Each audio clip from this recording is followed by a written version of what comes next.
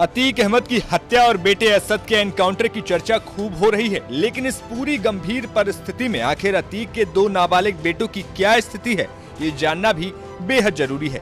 जिस दिन पिता अतीक और चाचा अशरफ का पुलिस कस्टडी में मर्डर किया गया, उस दिन दोनों ही बेटों ने ना तो कुछ खाया और उनका रो रो कर बुरा हाल था।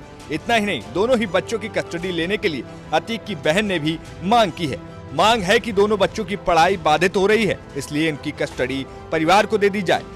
इससे पहले भी दोनों बच्चों पर बाल संरक्षण आयोग के सदस्य ने कहा था कि दोनों बच्चे सुरक्षित हैं और रोजे भी रख रहे हैं। लेकिन अतीक अहमद की हत्या के बाद पूरे बाल गृह की सुरक्षा बढ़ा दी गई है। जहां पर 4 पुलिसकर्मी बाहर तो 4 पुलिसकर्मी अंदर भारी भरकम हथियारों के साथ तैनात हैं और दोनों ही लोगों को राजरूपुर के बाल गृह में रखा गया है। देखिए हमारे सहयोगी की ये एक रिपोर्ट। बाहुबली अतीक अहमद के परिवार पर मानो संकट सा आ गया और उमेश पाल मर्डर केस के बाद मानो पूरा परिवार बिखर सा गया है। पहले उमेश पाल मर्डर केस में असद का इनकाउंटर और फिर उसके बाद अतीक अहमद और अशरफ की गोली मारकर हत्या।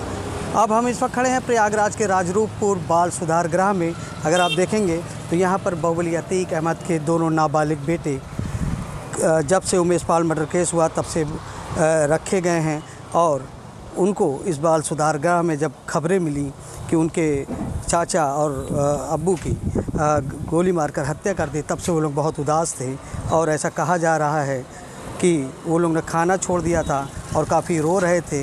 लेकिन इस मामले में कोई भी अधिकारी बाल सुधार गृह का बात करने के लिए तैयार नहीं था। लेकिन आप देखेंगे तो बाल सुधार गृह को अब सुरक्षा के घेरे में रखा गया है। 4 पुलिसकर्मी अगर बाहर लगाए गए हैं तो 4 पुलिसकर्मी आप जो दरवाज़ा देखेंगे उसके अंदर लगाए गए हैं और गेट को हर वक्त बंद रखा जाता है और हर आने जाने वालों पर खास निगाह रखी जाती है। इस बाल सुधार गृह में बाहुबली अतीक अहमद के दोनों बेटों को अपने पास लेने के लिए उनकी बहन खुद आई थी और CWC में अपील भी किया है कि उन बच्चों को हमें दिया जाए, उनके हम पालन पोषण करेंगे। लेकिन अभी फ़िलहाल उनको क्या होता ये साफ़ नहीं हो पाया। लेकिन एक बात साफ़ हो गई है कि बाल सुधार गृह जल्दी कोई स्टेप ले सकता है, क्योंकि अतीक अहमद के परिवार के बचे हुए लोग इन दोनों जो नाबालिग बच्चे उसको अपने अंडर में लेना चाहता है, उनके पालन पोषण करने की बात कर रहा है। लेकिन आपको बता दें जो अतीक अहमद और अशरफ के शूट आउट के बाद ये बच्चे भी बहुत सदमे में हैं और कहा जा रहा था कि इन लोगों ने 1-2 दिन खाना नहीं खाया था। लेकिन क्योंकि अंदर की खबरें बाहर नहीं आ रही थी, ना कोई अधिकारी बताने को तैयार था, लेकिन कुछ अंदर से ये खबरें निकल के आई थी कि शूट आउट के बाद इनके दोनों बच्चे भी बहुत टेंशन में थे। हालांकि अब इनके परिवार के लोग ये चाहते कि इन दोनों बच्चों को छुड़ाकर हम लोग इस बाल सुधार गृह से बाहर करके इनको अपने पास रखकर अपने पास पालन पोषण करें, इनके पढ़ाई का काम करें। लिहाजा वो लोग CWC में अपील भी किया है। लेकिन अभी भी बाल सुधार गृह में उन बाहुबली अतीक अहमद के बच्चों के होने के बाद सुरक्षा के व्यापक इंतज़ाम किए गए हैं, किसी प्रकार की कोई अप्रिय घटना ना हो।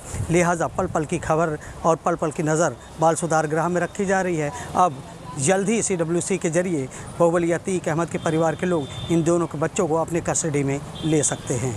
आनंद राज, UP तक, प्रयागराज।